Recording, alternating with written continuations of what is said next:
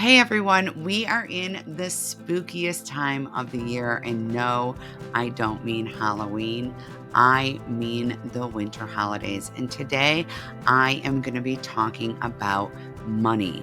One of the most all-time stressful things about the holidays is the pinch that we feel on our credit cards and on our bank accounts during this time of year, not to mention the conflict and disagreements that we have because of it. So, today I'm going to share with you some tips about saving money at the holidays. And I want to start off by saying that we spend a lot more money at the holidays than we generally think we do. And one of the best ways to save money at the holidays is to create absolute clarity and awareness about where that money's going. And that means having a spending plan, AKA budget. So when we do our holiday budget, a lot of times the only things we count are gifts. Sometimes we might count travel. We even often forget to include stockings. But let's just talk about the odds and ends, the decor, the events we're hosting, the wine we're taking to the host, the wrapping paper, the ribbons, the balls, the baubles, like all the things, right? We are actually spending nickel and dime here and there on little things like new scissors and scotch tape. And we don't ever consider including that in our budgets, not to mention those Christmas cards and stamps.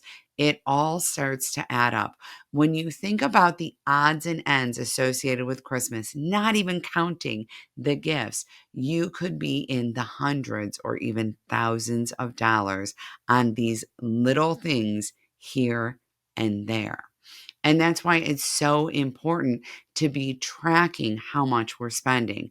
When we have a better awareness of how much we're spending in our Christmas budget on these odds and ends, we can start making cutbacks on them.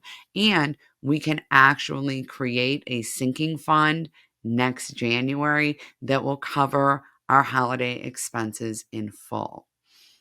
If you're looking to save some money this year and you're not exactly sure how to do it, I want to share some ideas that we've implemented in our family that have really helped. Number one is when you are hosting or when someone else is hosting, it's always best on the budget to make it a potluck. It's best, by the way, on everyone's budget. Part of the reason is that the host spending all of that money and having a big mess in their house is actually a very big expense. But in addition to that, host gifts typically cost more than just bringing a dish to pass, and each person can then sign up for their own thing. If you have people in your family who don't cook and can't even find their kitchen, those are the ones that you can ask to bring things like paper products or drinks. Even things like store bought pies and desserts make a huge difference in the cost to the host. Next, we're going to talk about all the Christmas themed stuff, the wrapping paper, the decor, the bows, all the odds and ends that tend to add up during the holidays. So, one is let's just nix the bows altogether. I mean, most people don't keep them, they toss them, and they really don't make a big difference. I think the kids probably like them, and that's about it. So, we could just nix those bows. We can make our own tags. You can even use more generic wrapping paper. But if you love all the Christmassy stuff, and listen, I get it. I love the Christmassy stuff. Addicted to those Hallmark Christmas movies, and I will hang garland on anything that will stay still long enough. So I get it. But I have made a rule for myself to never buy anything Christmas related until December 26th. Always get it on sale. Get it on sale before you do your Christmas decoration takedown. Why does that matter? Because when all the decorations are up in your house, it's easy to see where you might have gaps that you want to fill. It's easy to know if you already have way too much. And when you bring those items home, you can pack them away and store them with your Christmas goodies for the next year. You don't even have to go open that Christmas decoration bin in your storage room. You have them all packed away at the same time, which is absolutely essential. Okay, now I'd like to talk about stockings as we're getting closer to discussing gifting, right? I want to talk about those stockings because some of y'all are doing some pretty elaborate stockings.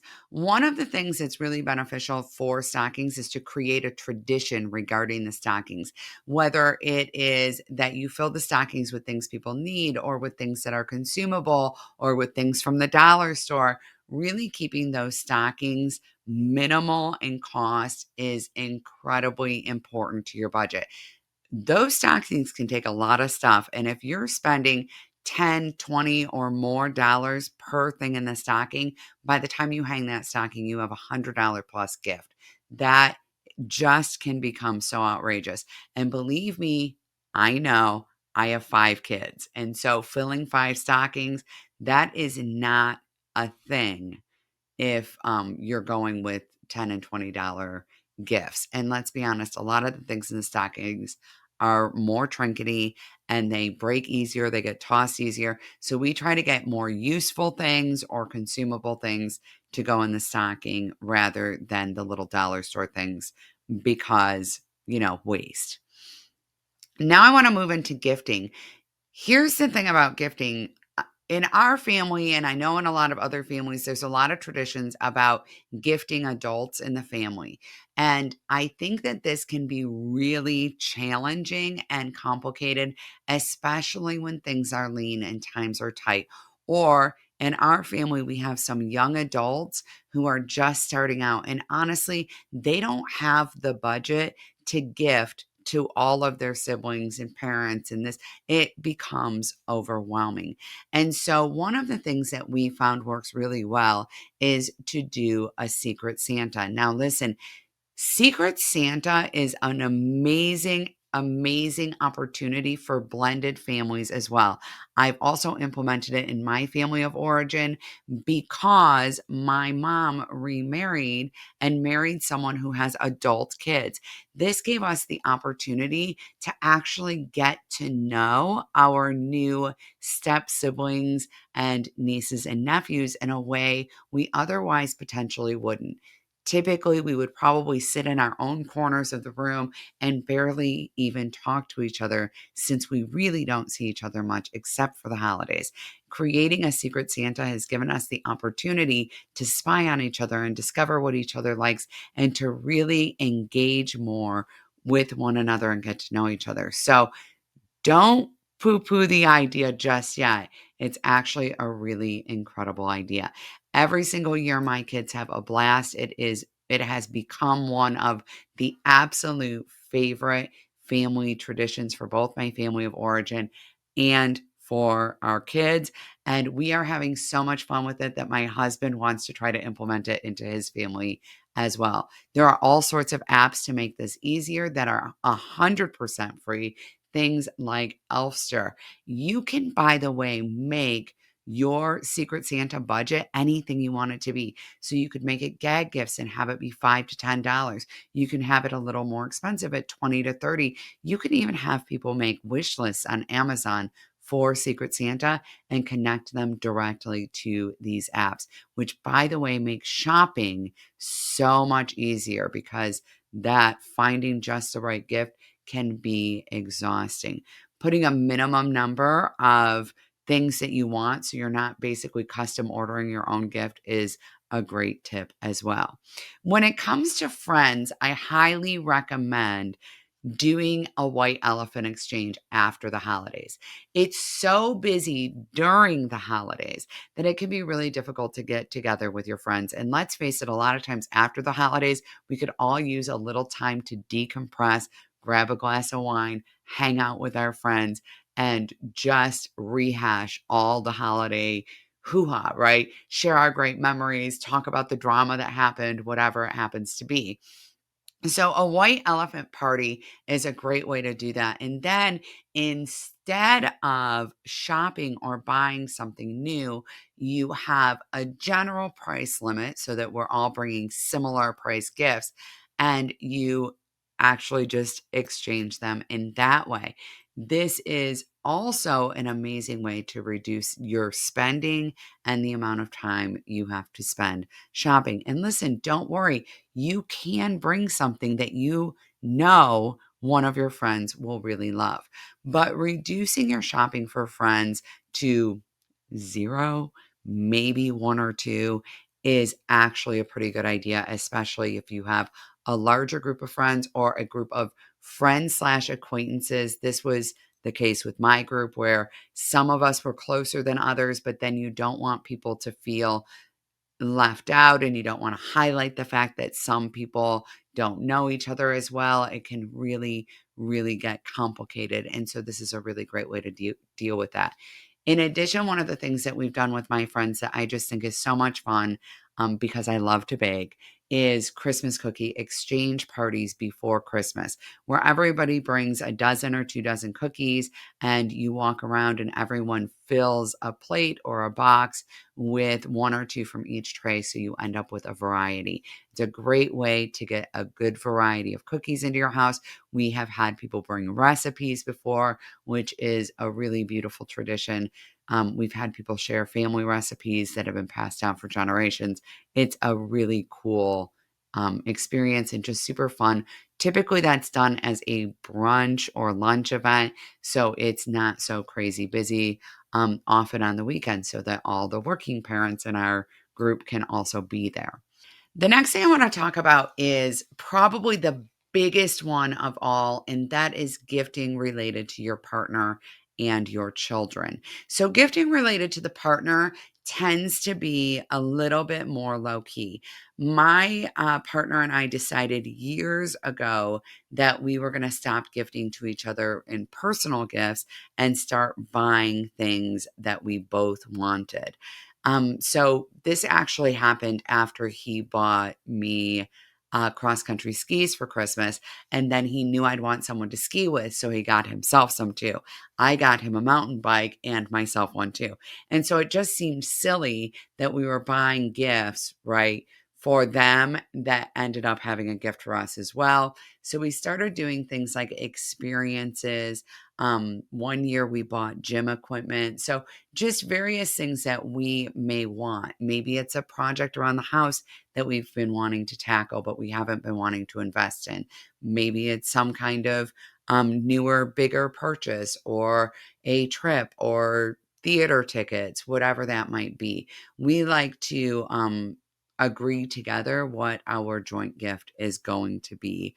And we like to be intentional about it to try to avoid it being skipped, which I'm going to be honest, it has been skipped here and there just because we forget sometimes. That's just real.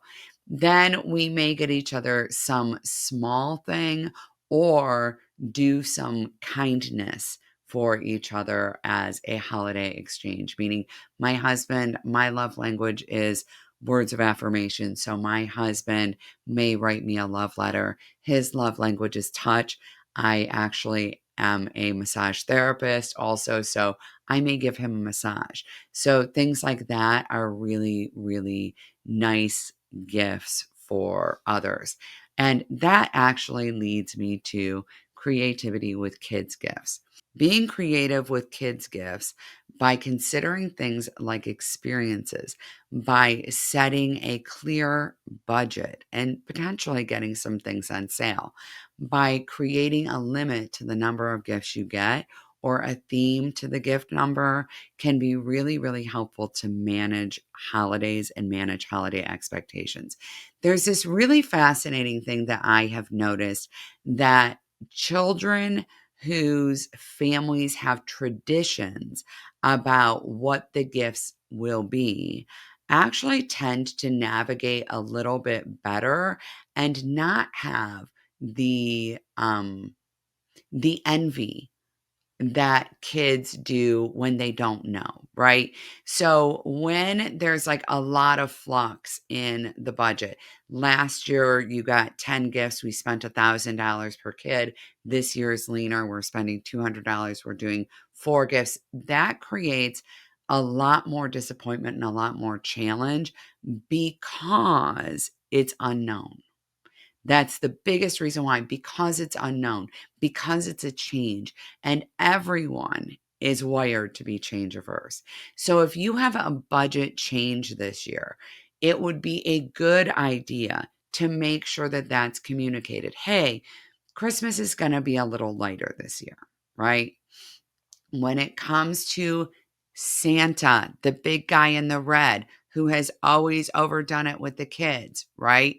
Listen, it's okay to tell the kids that Santa realizes that it's not fair to mom and dad that he gets all those gifts and that Santa wants for there to be a little less gift giving. Maybe Santa has become very concerned about climate change. Maybe Santa sends a letter back and says, there are shortages at the North Pole too. Okay. Listen, there are all kinds of ways to play this off. I recommend you get really creative. And if your kids are little, okay, if your kids are under, I'm going to say 5, under school age, this is actually the time to make an adjustment. This right now is the time to create one of these traditions that will take the consumerist pressure off of your kids and off of you. And I will tell you that parents of older kids, if you ask them what was one of the biggest mistakes they made about the holidays and Christmas in particular, what's one thing that they wish they could do differently now, they would tell you that it is the budget, the spending on their children, that it was too much or that it was too stressful sometimes. And that is a very real thing. It can be a lot of pressure. And as they get older, it can be a lot more pressure. So I'm going to give you a couple of different things. And by the way, this first one could also be a stocking idea for a stocking theme, I'm a big fan of it. It is not one I heard of until recently. It is something to wear, something you want, and something to read. And those are some really cool themes. And by the way, you can get very creative with all of those themes as well. So that's one that I absolutely love. And then the second, and this one has a very religious twist. So I just want to share that with all of you right up front. If you're really into celebrating Christmas and being mindful of the Christian meaning of Christmas, this one might suit you really well, which is that my nieces every year for Christmas received 3 gifts. 3 gifts. And when my mother in law was asking about it, because she had some concern about this, whether it was a budget thing, she likes to do a really big Christmas. My sister in law said 3 was enough for Jesus. And that was it. And nobody could say another word about it because 3 was enough for Jesus. When the kids were little, they got 1 gift from Santa, 2 gifts from their parents, and that's how they made that work. I highly recommend that having conversations about comparison with your children happen, not just because of the holidays, not just because of the way that this can fall back on you, but because comparison is, listen, comparison is the thief of joy. Okay. And having conversations with our kids when they're young about how it is not a positive, healthy thing to compare what everyone got for Christmas or what people get for birthdays or what you get under your pillow from the tooth fairy, that it actually can rob us of our joy is very important. And the last thing I want to add about gifting and gifting to your children in particular, I try to talk about this almost every year, and almost every year it makes me cry. The most important thing you will give your children for Christmas is memories. Okay. There is nothing more important that you'll give them. And I don't mean memories of unwrapping gifts. I don't mean memories of getting a Barbie dream house. Okay. What I mean is memories of togetherness, of family. What I mean is the lessons that you teach your children about what these holidays and traditions mean, that they are about love and they're about the most valuable gifts we have, which are all intangible, cannot be bought at the store. This is such a big deal to me, such an important thing to me, because I never got that with one of my parents. Never. I asked. I asked for us to not have gifts just so that I could have this, and I never got it. My dad was so stressed out and freaked out about giving us a lot of gifts and getting things to put under the tree and providing all of these things for us for Christmas that he spent every holiday season in a state of anxiety and depression. And I remember when I was 14, 15 years old saying to him, I don't want a single thing for Christmas. Not a single thing. I just want to have joy and happiness and to do fun things, right? And to have those memories. And he never, ever could let this go.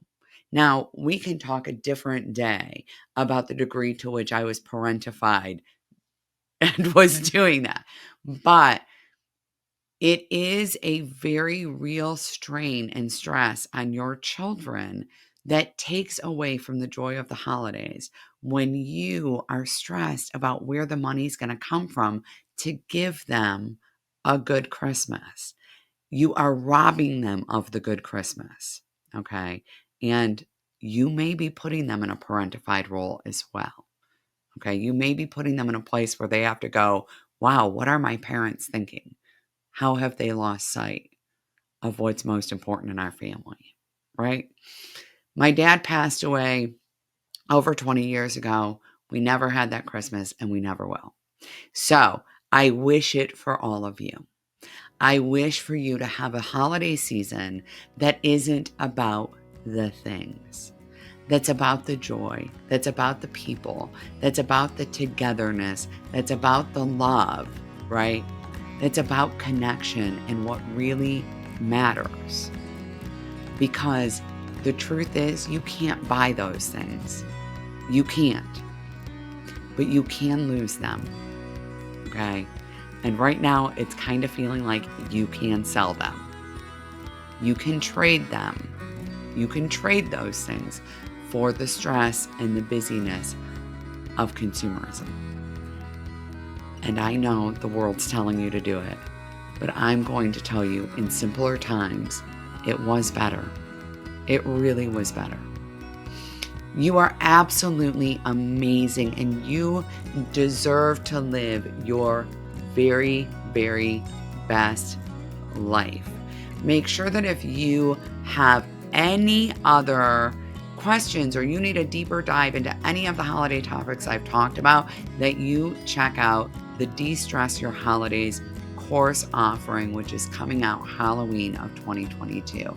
I'm super excited about it. By the way, the money unit comes with a big section on budget and gives you templates and all of that so that you can actually get your spending plan in order. And I know you definitely want that. Remember to subscribe so you don't miss a single thing. Bye, everyone.